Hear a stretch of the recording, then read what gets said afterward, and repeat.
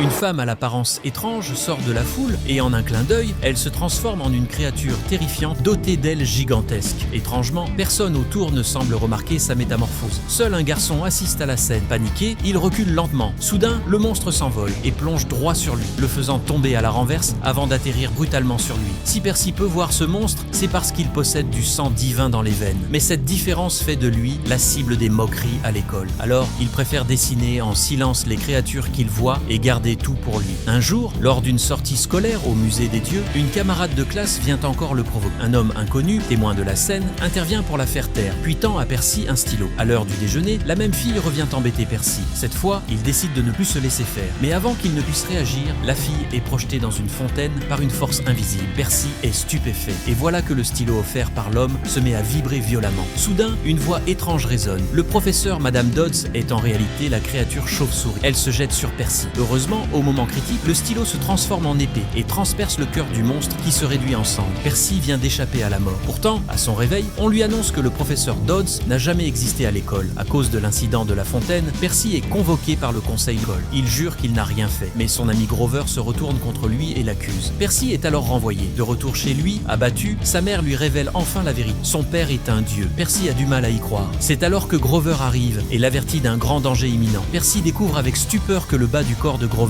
est celui d'un bouc. Le temps presse, sa mère les fait monter en voiture et s'enfuit avec eux sans attendre d'explication.